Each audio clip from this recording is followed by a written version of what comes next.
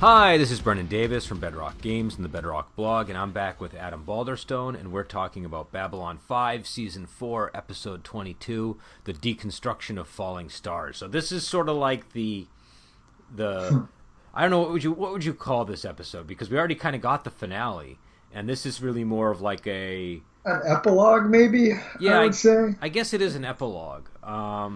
It's just snapshots of the next million years and what people think of the events that have happened in the series over the various periods in history.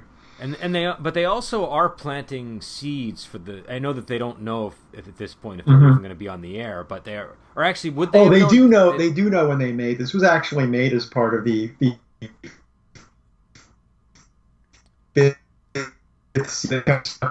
of season 4. But, I'm sorry. So they knew they were renewed when they made this. There was a little bit of distortion on your voice there. Could you just repeat that? Okay. I will repeat. Yeah, basically, they originally made another episode that was going to be the final episode. Then they got picked up by TNT. And when they got picked up by TNT, he decided to save that episode for the real finale at the end of season 5. So he made another episode, and this episode was made while he was making season 5, but it actually aired during season 4. Okay. So this was they did know they were continuing at this point. Okay.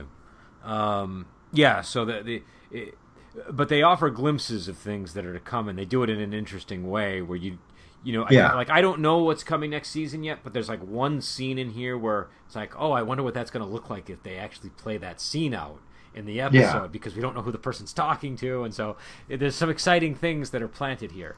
But yeah, it's basically like it's a little bit similar to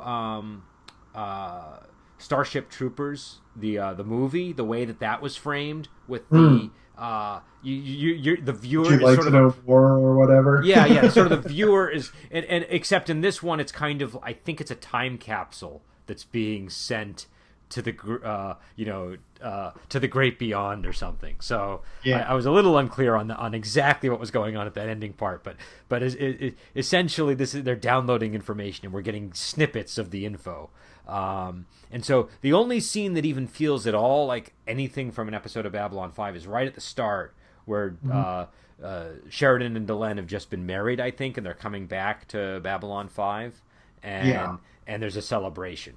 And then that slowly becomes footage that ISN Nightside is talking about. So I don't know, why don't you give the overview of the episode and we'll get it. Yeah, well, like I said, the overview is just it's a bunch of little vignettes over history. So there isn't really a ongoing plot. There's a theme, which is the theme being, how will these events of the series be viewed throughout history.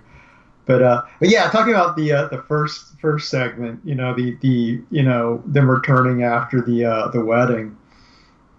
I have to say, something that just felt weird to me, like, having Garibaldi be the one greeting them and everything, and it's just like, have Sinclair and Garibaldi really had a chance to clear the air since Garibaldi? I mean, I know Sinclair intellectually knows that Garibaldi wasn't responsible, but it just seemed like the weirdest person possible to be giving the big happy greeting. It's like I feel like things would still be kind of awkward between them. I would think so, but I don't know. I feel like by the end of the last episode, like they probably did sort it out. I just kind of feel like, I agree they could have sorted out. We just didn't see them sort it out, so it just felt weird to me as a viewer.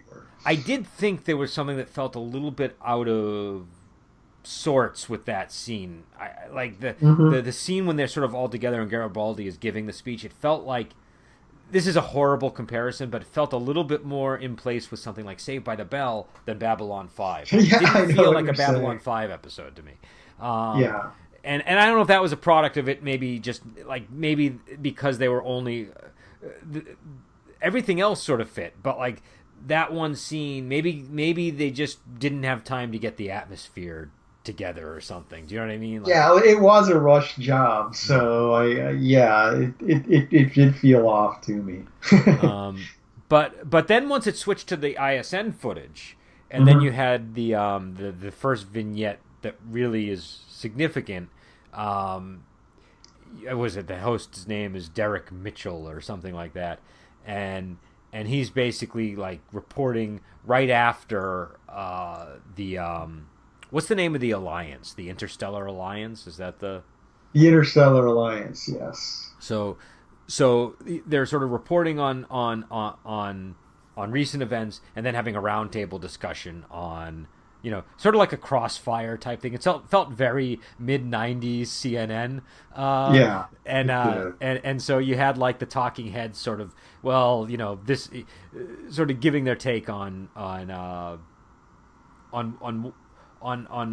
what the situation means and how much of a hero Sheridan is, or how much of a, how much the people of Earth really should be trusting him, that sort of thing. They had three people. They had a senator. They had, I think, a guy who was like he was connected to Mars. Yeah, he was an author, I think, of some variety. And then they had a former speechwriter that was connected to Clark, which I thought that felt kind of like how things tend to work out when you get pundits on TV. Like, this guy used to be a speechwriter. It definitely felt plausible. And there's an election coming, and so we know that the people that were associated with Clark are kind of trying to discredit Sheridan, it sounds like. And so but it's playing out in this sort of roundtable discussion format, so it was they were sort of having fun with it. But yeah, so I don't know, what did you think of the first vignette there? Yeah, I like the first one. It's 1 year after, 1 year further into the future, and it's I felt like all the viewpoints were fairly realistic. Like I said, the speechwriter is the kind of standout character, because the other two characters are being pretty reasonable about things, which isn't the most exciting viewpoint. Whereas his kind of slimy attempts to keep smearing Sheridan or the thing that made that segment entertaining. But yeah, I don't know. This was like I said, it's interesting because everything is we're still at the point in history where things are still very fresh and relevant, and it's very transparent what everyone's goal is. But what I liked about it is it did feel like we got, like in the TV show, there was a clear, conclusive sort of Sheridan was right and Clark was wrong and all that. But it felt more like reality, where when the dust is settled, there are conflicting perspectives, and so it just kind of had that and again I don't know, I thought it kind of worked. I like the segment a lot. Yeah, it definitely worked, and it's kind of the thing you never. It goes along well with kind of Sheridan having to leave Earth and everything, having to leave Earth Force and resign. It's like he won, but there's still a lot of people that are not going to think well of him, and this conflict reverberates, which is interesting. This sort of central issue seems to be cropping up as we go on. And so the next segment is, I think, 100 years later, or 100 years after that, in the date of whatever footage we just saw. And this is This is the one I found interesting, because it's another sort of talking head situation, but now it's sort of like they're commemorating the anniversary of the Interstellar Alliance, but they're more like it's all academics too. Yeah, this is the academics, and the academics are the ones I found most interesting, because I think it's very easy to sort of make senators the bad guy and make they kind of had the former speechwriter fill in the role of bad, slimy guy tarnishing Sheridan's reputation, but now you have the academics sort of stripping down Sheridan and removing who he was, as they sort of in place of these theories that they have of history. And I thought that was really interesting, and I was really wondering what he had in mind when he wrote this, because and I don't know, because I don't know what he was reading at the time. I don't know who he was really specifically critiquing with this, but he's definitely critiquing somebody, and I don't know. So I don't know. You can describe the events, I suppose, but I took a lot of notes on this one. I tried to capture everything that I could. Yeah, we had like a historian as the moderator. Then we had it was a psychologist who was, analyzing Sheridan, and he did the classic thing of him watching a video of Sheridan and him diagnosing Sheridan based on, oh, we could clearly see the megalomania in his in Well, yeah. and Go ahead. I'll say I forget what the other person what was her. So he was trying. So the guy was a psychiatrist, and I think he was trying to make the argument you're making, which is that Sheridan was crazy. Like there was something wrong with Sheridan. Yeah. And she was saying no. A crazy person. It doesn't make sense in this scenario. And she was basically saying that it's not about the individuals; it's about the force of history. And she's basically trying to the whole process that I got from this is that they're trying to say that there aren't like individuals don't matter in history. They can't affect the outcome of events. That they merely can allow events to occur. Or so and so they were sort of making this argument against individual important people shaping history. I like the two-sidedness of her, though. It was, on the one hand, anytime we bring up something accomplished, like, creating the alliance or whatever, it was, you can't affect history. Yeah. But it's like things like him starting a colony of telepaths on Babylon. Oh, yeah, that was a terrible mistake on his part. Well, it's like anything he did wrong was his fault, but anything he did right was the force of history.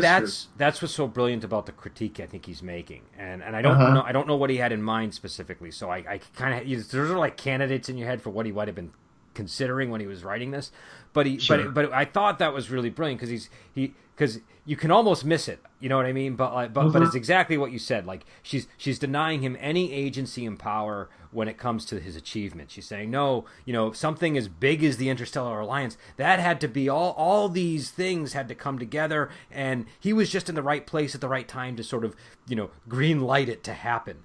But then.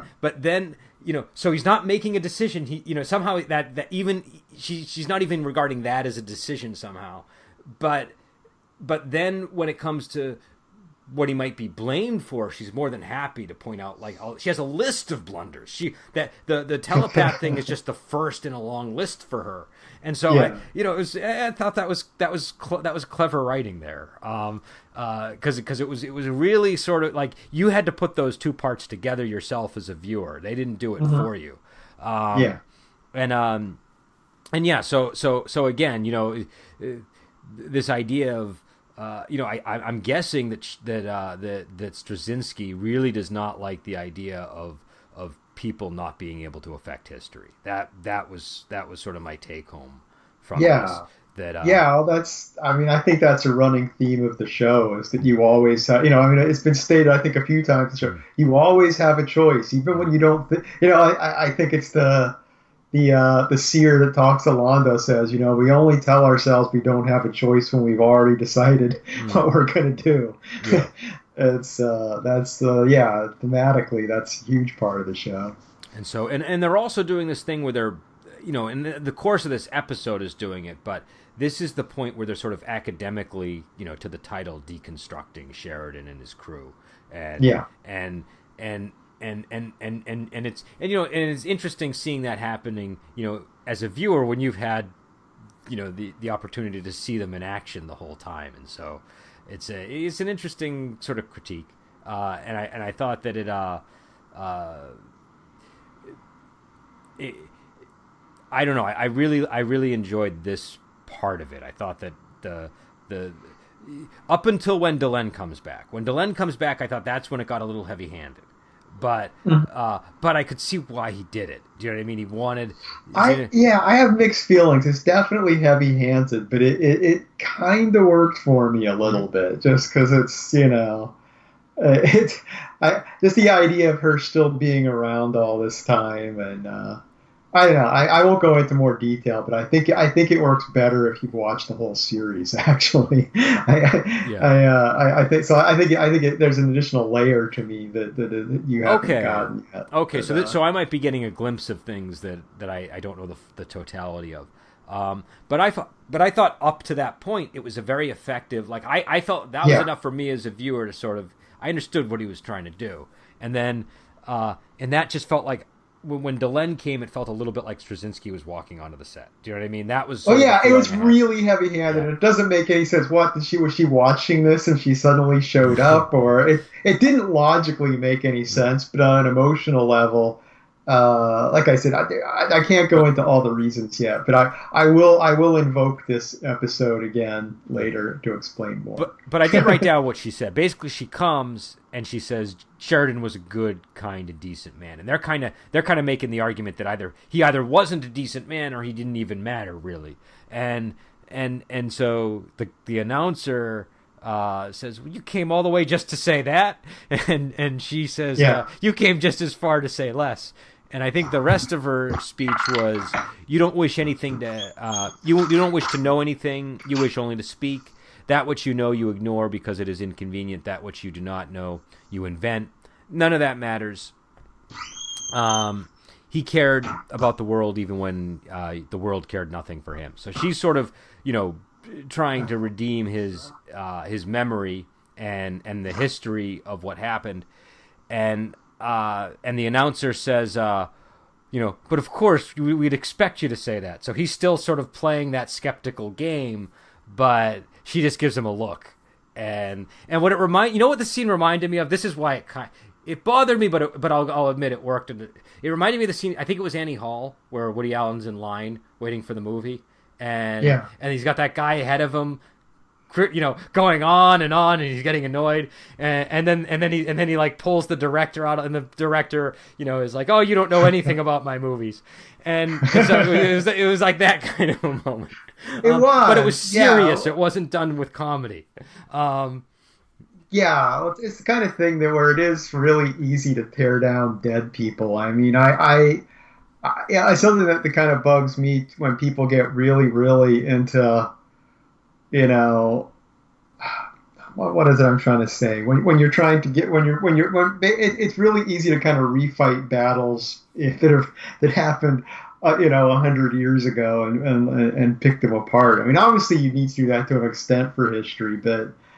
Well, I think that's why I think the line. Well, I don't know. Well, Adam was kind of getting up and doing something, so I might want to repeat it just in case. Did you miss the quote that I gave just now? Yeah, I did. I apologize. So no, that's fine. I just wanted to. So the quote was, "You don't wish to know anything. You only wish to speak. That which you know you ignore because it is convenient. That which you do not know you invent." And so I think the idea there was, she's saying these academics they're really just kind of raising themselves up. They're more interested in showing people how brilliant they are and having something that sounds clever to say about Sheridan, and they're not really interested in the truth. And so I think that kind of gets to what you're saying, which is sometimes like 100 years after the event, it's more important to have a nice paper or a nice book that you can present to people that makes you look good, but you're not really interested in understanding what happened. And so and so it's very easy to sort of talk about past events that way, and it's easy to minimize. On the one hand, she makes a good argument. There are all these other forces at work, but on the other hand, I don't know. I think we've seen enough examples in recent history of individuals affecting the course of events to know that the individuals can do it, and so and people who will argue they can't will be the first folks to criticize a lot of those people. So I think I think that I think you make a good point, and I thought it was an interesting. I think this is the kind of episode I really wish I had a group of people who I know and who I like to talk with, so I could have an engaging discussion with them about it, because it really is the kind of episode that you want to know what other people think, and where and you want to bounce ideas off people, and so. But again, that Delenn shows up and it's interesting that that again, this is, I don't know. I just thought that they did a very good job getting the having an episode that wasn't really like nothing. Like you said, they had to make this episode sort of on the fly, and I'm very impressed with what they were able to do, given what little time they probably had. It is. I mean, this episode gets some criticism. I remember a lot of people didn't like it at the time, and I think it's just because it is such an unexpected thing. I mean, having this, I think people were expecting, ooh, it's the season finale, something exciting is going to happen, and instead you get this kind of complex analysis with talking heads for a lot of the episode, and I find that interesting. But well, let me ask you this: was the criticism mainly specifically about the ideas that he was sort of putting forward in the episode, or was it just with the structure and the tone? I think it's the structure, the tone, and a lot of people just wrote it off as being, oh, it's a quick episode they threw together. That's why it's all those people sitting around talking, and I feel like a lot. I mean. I don't want to say everyone that dislikes the episode didn't engage with it, because I'm sure there are people that engage with it and dislike it. But I just, I was working in a game store at the time, so I would hear a lot of people talking about things.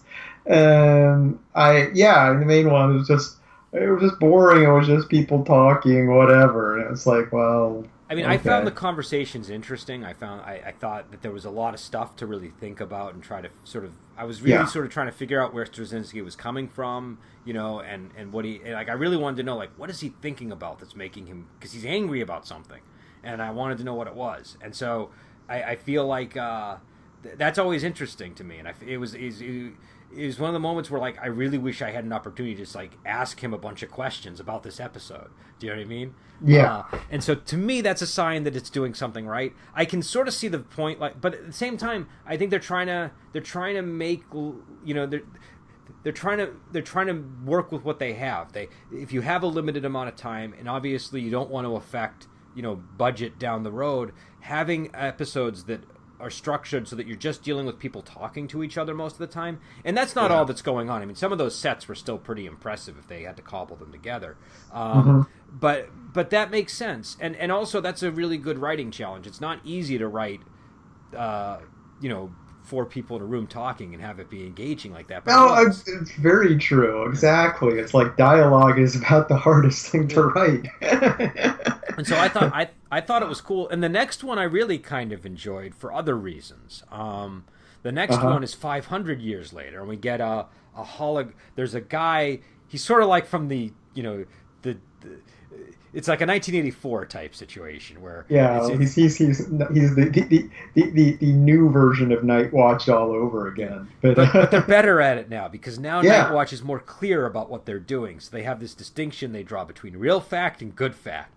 And it's very 1984 doublespeak, but it. But I like that they have. I like that the guy is conscious that, okay, there are real things, and I can accept that, and I can use that to inform my decisions. But we have the good facts that we want that the government wants people to believe, and so it made him a slightly more interesting character when he starts interacting with Garibaldi and stuff.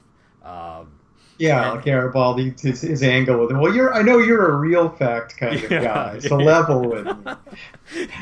Yeah, that was the best line. You're a real fact kind of guy, aren't you? And that was something Garibaldi, like, I could see Garibaldi if he suddenly found himself in this scenario. That's how he would play out.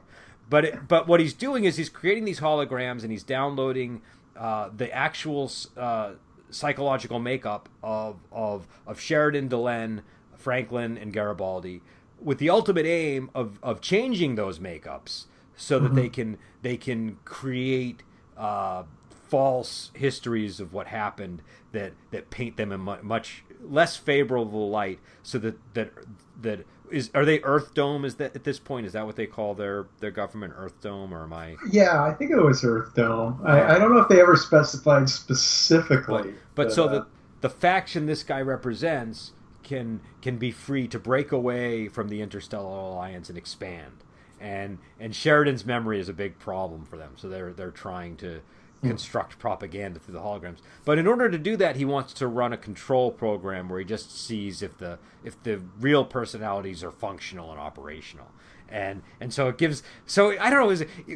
I think the name of the show in the '90s was The Meeting of the Minds. Is that the show that I'm thinking of, where they used to have they'd have actors come on and be historical figures, and I don't recall that. Oh, it'd be like a roundtable discussion. So they'd get really weird. They'd have like Frederick Douglass talking with Marquis de Sade.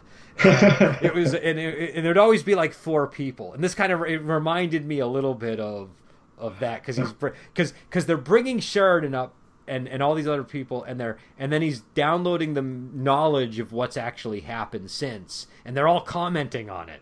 Yeah, and they're commenting on it as you would expect Sheridan to comment, and eventually the program gets out of control because Delenn says, "Isn't there something we can do?" As they see them they start using the Sheridan hologram to make it look like he's a madman who's willing to kill anybody, and he's just like a conqueror basically.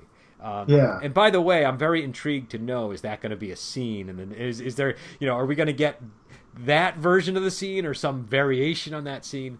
But Delenn says, "Is there something we can do?" And Garibaldi says, "We're dead. We're just light." And she says, "Well, it doesn't matter. Our memories are intact." And Garibaldi does the one thing that Garibaldi probably could and would do, which is he reprograms the system to broadcast their conversation, because he's he mentions, "I'm a whiz at breaking codes," and so I thought that was very clever that he. Yeah, it was in character, definitely.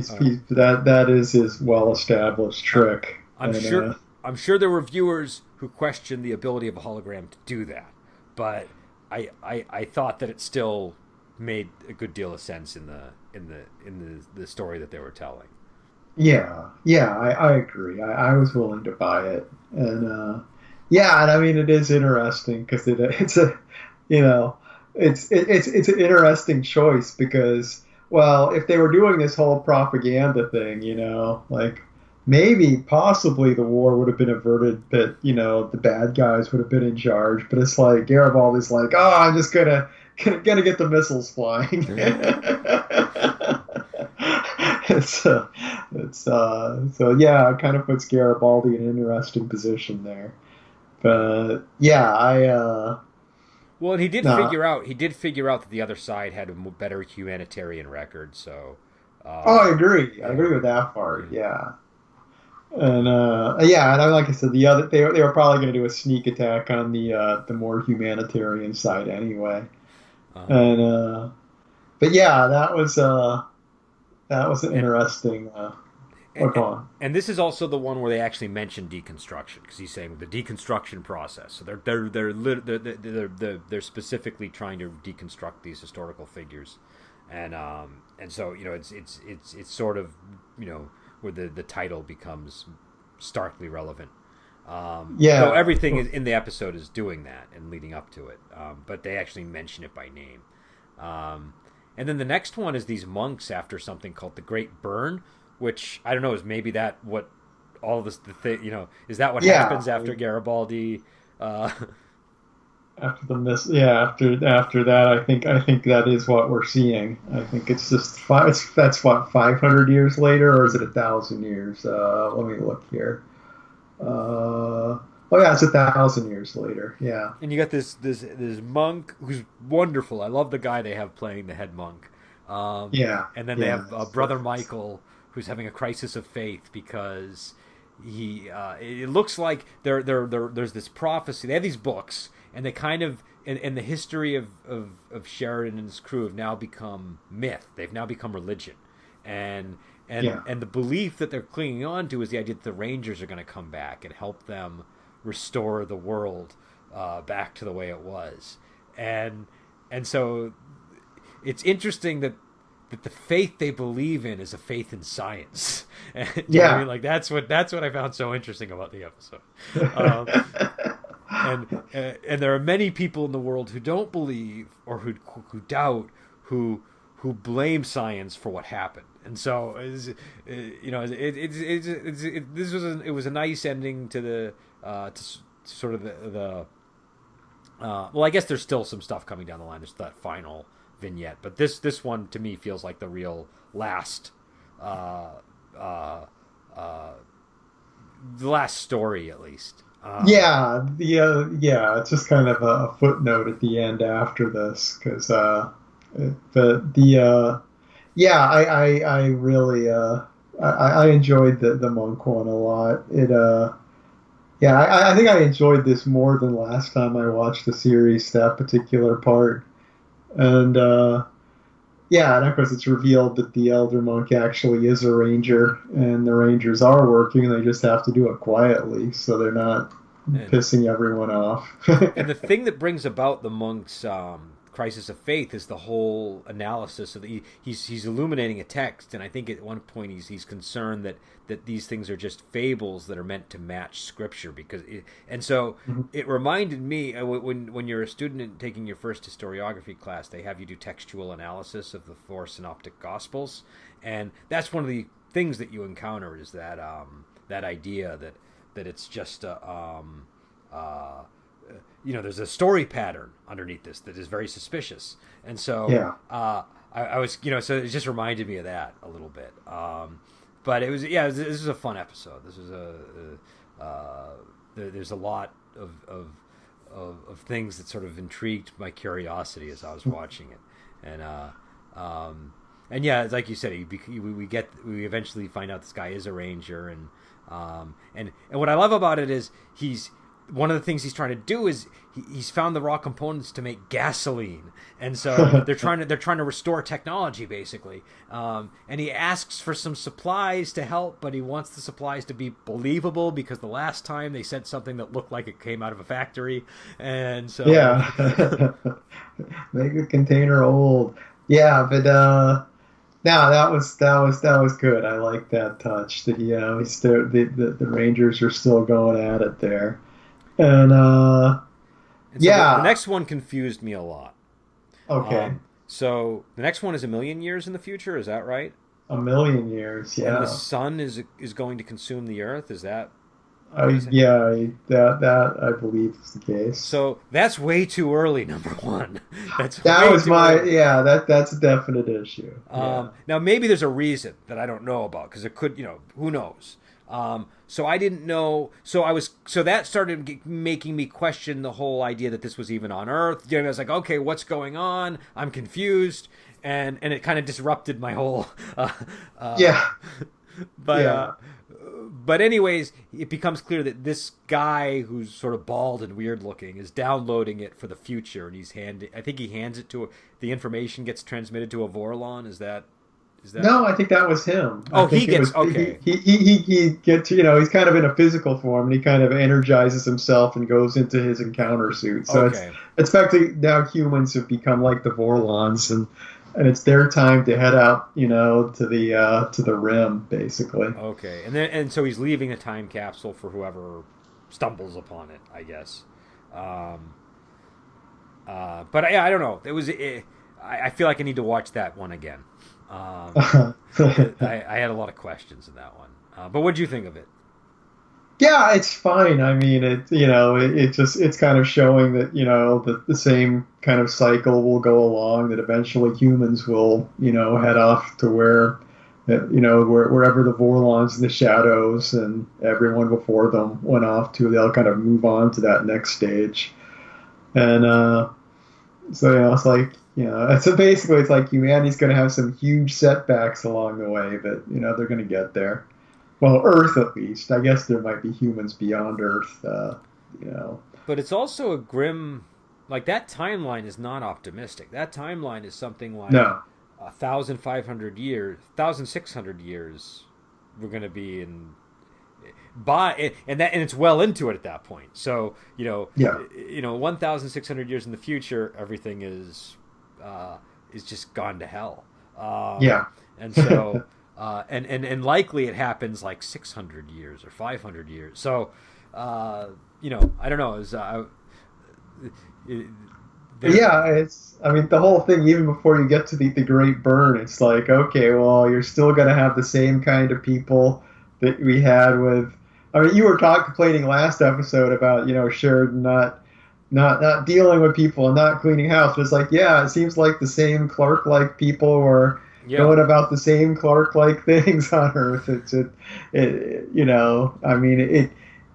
It staved it off, but it's not like that problem never goes away. It's just something that keeps cropping up again and again and again and again. He seems to be saying it's like a human trait, which leads me to believe that's why the other alien races after the Great Burn haven't really done much to. I don't know. I mean, I don't think that is the case. I think it's a case that Earth, after the Great Burn, goes through this big anti-technology xenophobic stage because they are doing things. That's what the Rangers are. It's like they are helping, but they're helping quietly. So, I think Earth is like rejecting, everything. Okay, so you think else. like a Centauri, or maybe not Centauri, because I have a feeling something bad happens to them, but a Narn ship or something might indeed show up, but they're like, "Hey, go away. We don't want Yeah, anything to do with you." even if a human ship from one of the other colonies showed up, I think you would still see the same thing. They're like they're on this pure anti-technology kick because technology created the Great Burn, so they don't want anything to do with that. So, Okay.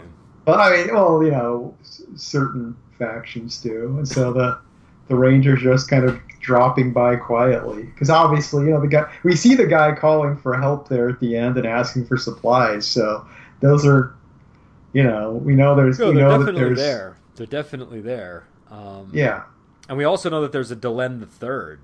Yeah, that's right. That's right. And I like, and we get the whole information about the blessed Sheridan who lived and died and was taken bodily into heaven, and and also Rome is apparently the center of this church. So yeah. but the thing is, I'm trying to figure out the structure. So the church is kind of part of the Rangers in a way, right? Like that's sort of what's going on. I don't think it is because I think probably the church is the one that's kind of policing people not getting too technological because those two monks are talking about our thing has been rejected, Rome doesn't want anything to do with it. So Okay. I think they're kind of an order within the church that is kind of trying to bring back technology, and I think Rome just shot them down, which I think is part of what But the the younger church monks believes the church believes that the Rangers are coming back, though, right?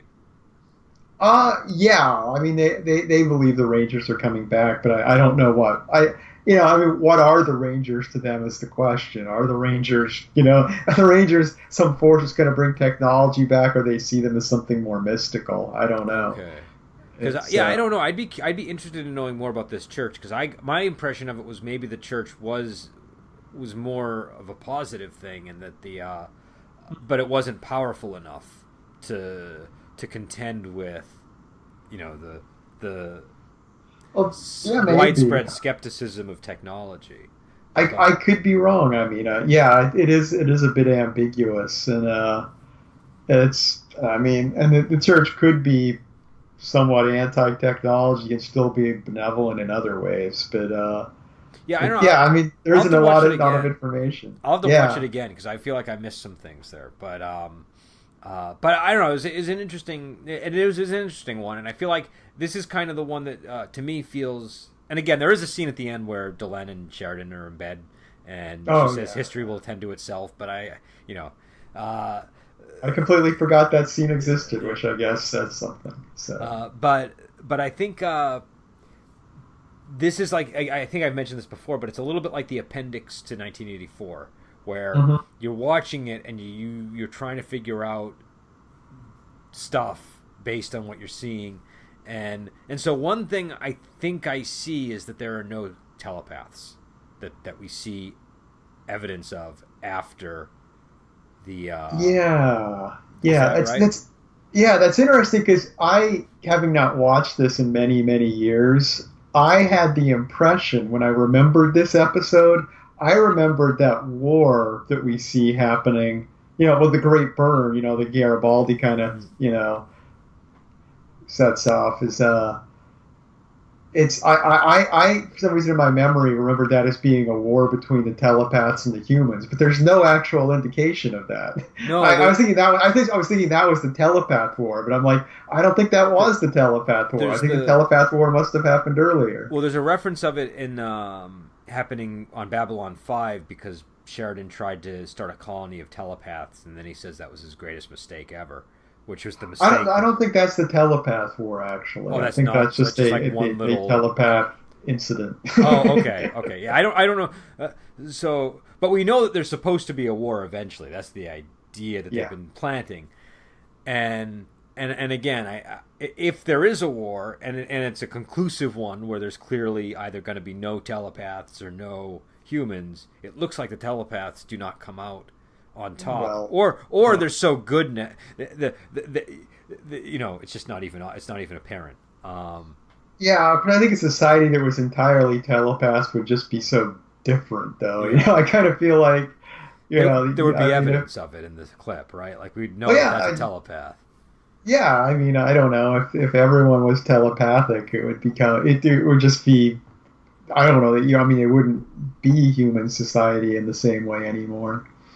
But yeah, I don't know. It's ambiguous. But I think the novels might cover the telepath war, but I've never got around to the novels. I guess that's another thing. I mean, I'm just going by what I've seen so far and what I'm remembering. But again, I thought this was an interesting episode. I mean, it's definitely you could probably not watch this episode and be fine, I'm guessing, in the next season, because it's not like any crucial information is present. So it's not connective in that way, but I enjoyed it, and I liked some of the glimpses that I was getting of what's to come, and I thought that the overall season was very good. I think this was a great season. I was worried season 4 was going to dip from 3, but it doesn't feel like it did to me. I enjoyed this season more than I have any other time I've watched the show, to be honest. It's the second half especially, I was really into the whole kind of Mars plot line and the Garibaldi plot line more than I have been in the past. So yeah, I think this season's gone up in my estimation. I'm very tired today. That's okay. Approximation. Yeah, but so that's the episode. And but yeah, season 4 on the whole, yeah, I don't know. I don't think I could really rank episodes at this moment. Everything is so part of the same structure for me right now. I don't think I could do that. But it's getting harder to rate individual episodes. This one I could probably rate because it stands out as a distinct episode versus some of those earlier ones, which were 3-parters essentially, or 2-parters. But I have trouble rating this episode simply because it's so unusual, and it's not a normal episode of Babylon 5, but I think I would just say this is definitely it's the kind where I think people could go either direction. They'd either like it or not like it.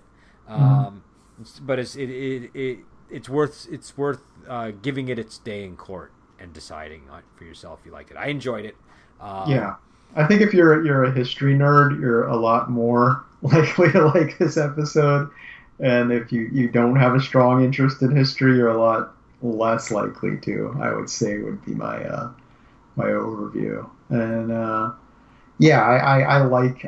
like the sense of scale this gives to the show too. It we get it's I like the fact that this show, it only takes place over 5 years, but in a lot of places, it just gives you a bigger sense of scope of things that happened long before and things that happened long after. So it kind of builds a larger universe in those 5 years. It's just kind of focusing on those 5.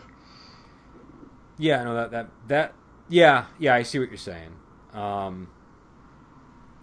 But yeah, so now we got to go into season 5, which I'm looking. Season 5, yeah. So now I've got it all lined up. I'm all ready to go. I saw the first 5 minutes of the season, but I stopped myself because I was like, I don't know when we're going to do the next one, so I want to make sure I have it fresh in my head. I was wondering. Yeah. I thought, is Brenda going to say, I'm already 10 episodes into season 5? I started doing it, and I was like, you know what, I need to step this back a little bit and be more responsible. So I waited, and which is a good sign. If I'm doing that, then that means that that it's a good show. If this was a torture to watch, I wouldn't be want to burn through. Yeah. So it's definitely so in the 5 minutes I got, I know that we get somebody who replaces Ivanova essentially. Yeah. Not like they're playing Ivanova, but like they get a new second in command on the ship, or and well, she's technically the captain, so it's kind of weird. She's the president. She's right? technically, yeah, he's the president now, so she's technically Sheridan's replacement, but Sheridan's still there in his capacity as the president. But I have a feeling that would have been Ivanova I think that's a safe bet. Yeah. And so it's weird. I'm like, oh my god, there's no Ivanova, but I think it'll be fine. But I think that's the biggest. That's going to be the biggest thing going in for this for me, is how much does Ivanova's absence shape the tone of the show? I think more than the writing, because I think at this point the writing has won me over, and unless like he just totally phones in season 5, I'm sure it'll be fine, because he definitely has a handle on this universe. But I think totally beyond their control. Having a whole different dynamic because they're missing an actress could really change things, and I don't know how it's going to change them. That's my big worry. But I think it'll be fine. I think it'll be okay. I mean, my thing I always tell people about season 5 is just view it. This is the season 5 is about the status quo after all these huge events have happened, and so it's smaller scale. A lot of people expect it's going to build up to something huge and bigger. And I mean, things do happen. I'm not saying nothing happens, but if you're expecting something on the scale of the Shadow War, but bigger, you're not going to get it. So no, that wouldn't make sense, I think. It wouldn't. For some reason, a lot of people think it is going to go that way. No, that's not what I want. I'm looking forward to exactly what you're describing, because number one, I know there's only one more season, and how are you going to cram in that much? Do you know what I mean? If they had 5 more seasons, sure, they could. We're going to do it all again, but in one season, you can't build up to that and have it. Like shows do that sometimes, and it doesn't work. It's all off when you try to get that done in a season. So I think that this I'm looking forward to smaller scale. I just feel like Ivanova's a very important part of the mix of the feel of the show, and so I'm just wondering how the show will feel in her absence. Maybe it'll help because this is kind of like an epilogue season in a way. Do you know what I mean? Like you're kind of getting sort of like, okay, here's how things pan out after it's established, and maybe having a character absent will help create a different vibe that will be important to that. Do you know what I mean? Yeah. And at least what she goes off to do makes sense for her character too. Her going off and captaining a starship at this point in the show, it's a plausible thing she would do. And she is back for the finale. We will see her in the final episode of season 5 because that was already made. So we do get closure on her. It's not just one of those things where character's abruptly gone and we're just never going to see her again. So that's that. We're gonna get Ivanova closure still. So. Okay, well that's good.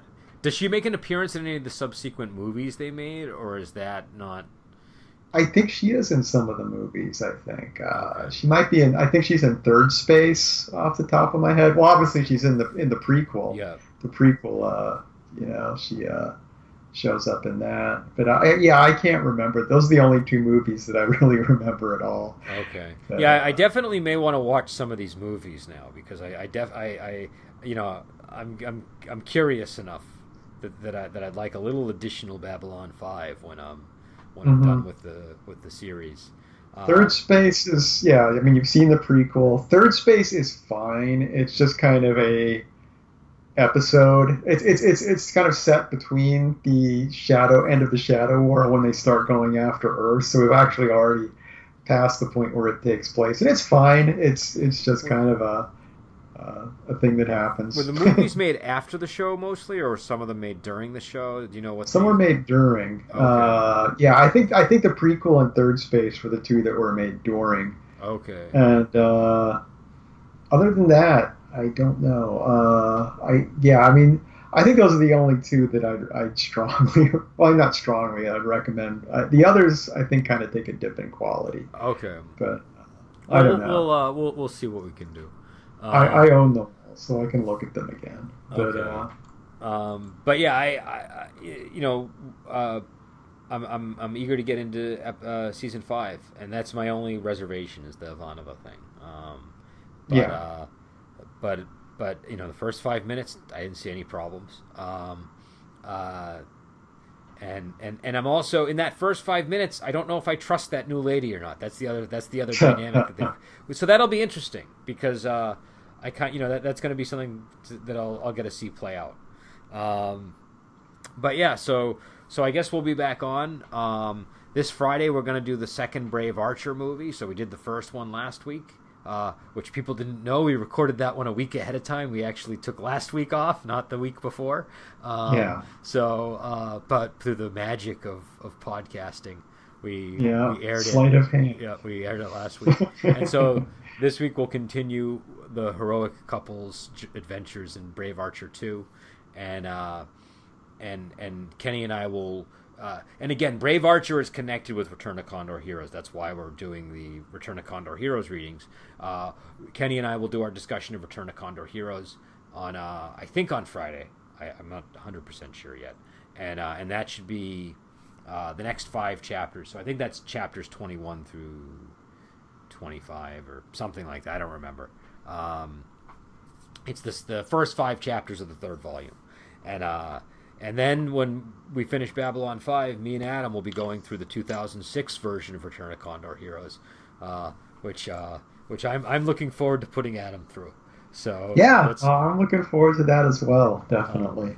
And yep, so we'll be back on. And if anybody has any, I have got requests from people for custom reviews and things like that. We're happy to do that if you send us a request. I have one right now that I'm going to be doing. Somebody suggested I do a custom review of a wuxia movie that they wanted, and so I tracked down the film, and I'm going to review it hopefully in the next couple of weeks on my own. But if you ever have things you want the group to do, let us know, and we'll consider it. You know, we're always looking for movie suggestions, and yeah, so we will let you go, and we will talk to you later.